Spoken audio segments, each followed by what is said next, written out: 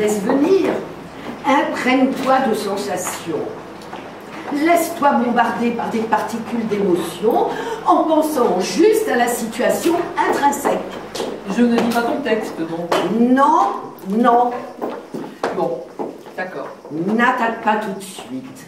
Laisse faire, laisse venir. Eh bien d'accord, j'essaie. Tu es aveugle, bien, n'oublie pas que tu es aveugle. D'accord, j'essaie. Qu'est-ce que tu sens? Là, tout de suite? Ben oui.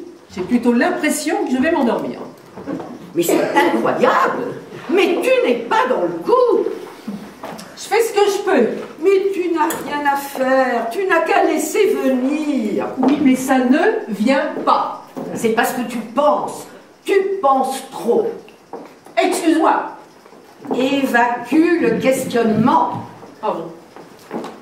Et maintenant, là, à quoi tu penses? Eh bien, je fais comme chez le psy. Le psy? Tu vois un psy?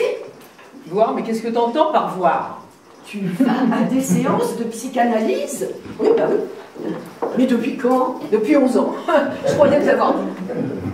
Peut-être. Mais comment peut-être? Mais je suis sûre de t'en avoir parlé. Ça fait même un moment. Ça fait un bail. C'est quand ça a commencé à mal tourner après la rupture. La rupture avec David, bien sûr. Oh, écoute, c'est tes oignons, on va pas revenir là-dessus. Ouh, tu as l'air contrarié. C'est parce que tu es dispersé. C'est une sorte d'affection grave chez toi. Justement, je me soigne. Tu te soignes? Mais quelle autorité t'a demandé de te soigner? Quel gourou t'a ordonné de te soigner? Pourquoi tu te soignes? Qu'est-ce que tu as? Un mal de vivre? Des angoisses métaphysiques? Mais qu'est-ce que tu veux devenir? Une méduse? Ah, mais je rêve. Je sens que mes glandes surrénales... On n'en a rien à foutre de tes glandes surrénales. Tu as tort de monter sur tes grands chevaux. Hein. Moi, tant que je ne constate pas une montée d'adrénaline, eh ben je ne ressens rien. Et encore moins la sensation d'être aveugle. Ça me bloque. C'est ça, ça me bloque. Mais pourquoi veux-tu tout d'un coup que je sois aveugle? Je vais jouer ta pièce, les yeux fermés? Remarque, ça peut faire rire. Mais quelle petitesse! Mais quelle étroitesse d'esprit! Et pourquoi? Parce que je dis que ta pièce va faire rire si je me cogne au meuble? Ah, j'avance et bing, je me paye le décor. Ah ça, on va se tordre, hein. Tu devrais être contente. On n'a pas tous les jours l'occasion de se tordre dans ta pochade. Ma pochade? Mais tu as dit le mot? Est-ce que tu le retires? Alors là, excuse-moi, mais tu es dans la nullité intégrale, degré zéro. Mais comment une intellectuelle comme toi, couverte de prix littéraires, couverte d'honneurs, traduite en 300 langues? 30! Ben oui, d'accord, 30. Mais comment peux-tu poser la question la plus convenue, la plus extraordinairement creuse, qui consiste à me demander si le mot que j'emploie dépasse ma pensée? Mais comment est-ce possible? Mais dis donc, mais tu n'épates! Mais qu'est-ce que tu crois? Il m'arrête de réfléchir, hein? Il m'arrive même de me dire, je décide de ne pas réfléchir. Ce qui est un sacré effort intellectuel. Mais il n'y a pas que toi qui fume par les oreilles. Tu m'as dit que je pensais trop tout à l'heure, ben c'était bien vu. Donc, tu as dit le mot pochade et tu ne le retires pas. Moi, je me suis toujours demandé à quoi ça servait de retirer ce qu'on a dit. C'est dit, c'est dit. Mais dis-moi, tu sais ce que c'est qu'une pochade? Une œuvrette, une petite œuvre littéraire sans valeur. Tu sais ce que c'est qu'une pochade? Ah bon, c'est ça? Ah bah alors, coup de bol, j'ai trouvé le mot juste du premier coup. Hortense, je te demande de bien vouloir me rendre le texte de ma pièce. Je te demande de bien vouloir te retirer de ce rôle. D'ailleurs, une actrice de ton envergure ne peut pas s'affronter à une petite œuvrette écrite pendant un coma éthylique par une lesbienne dépressive élevée dans une famille marginalement dépressive également. Eh ben tiens. Merci. Je t'en prie.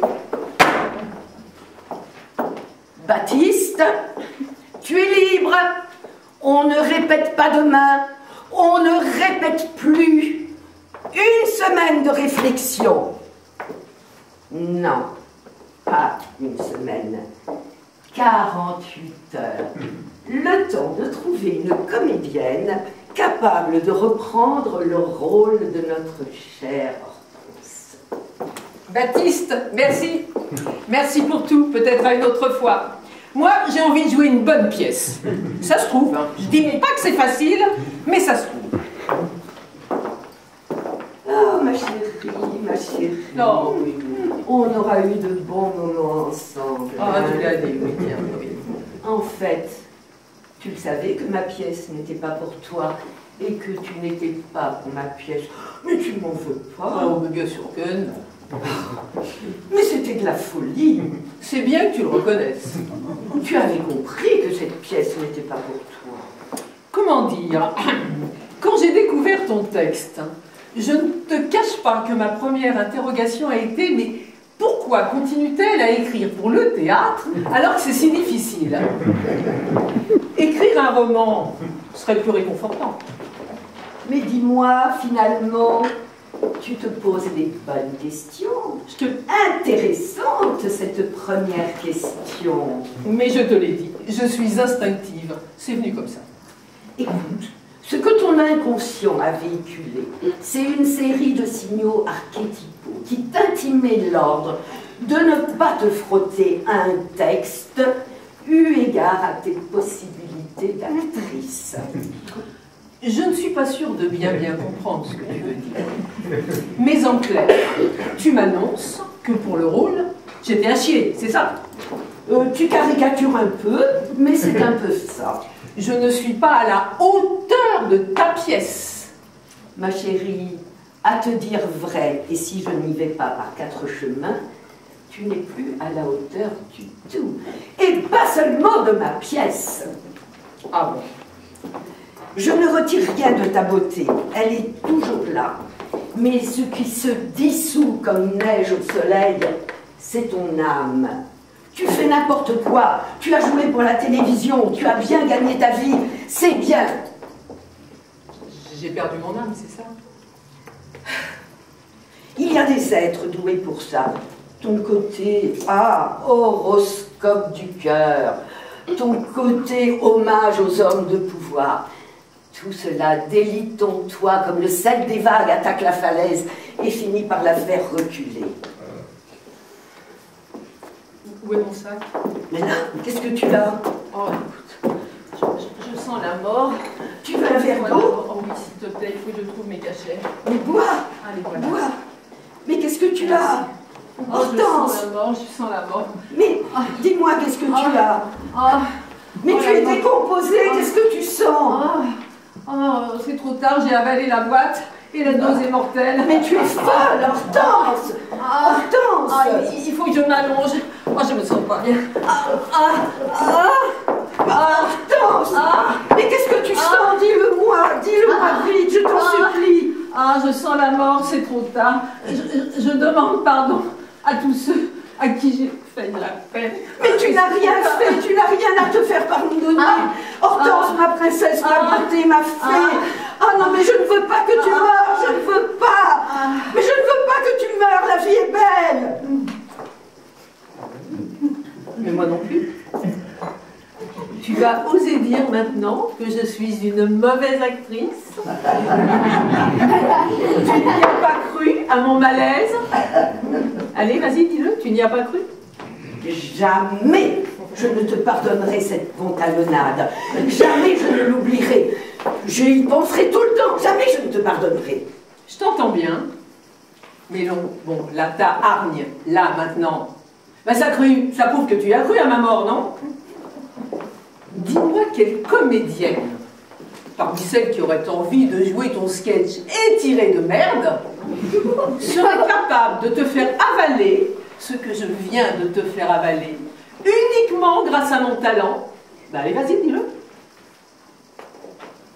Personne, ma chérie, personne. Je t'en supplie, joue ma pièce, c'est un chef-d'œuvre. Si tu la joues, mais tu en sortiras meilleur, tu en sortiras grandi. Hortense, je t'en supplie, joue ma pièce. Eh bien d'accord, dans ces conditions, je la jouerai. Merci.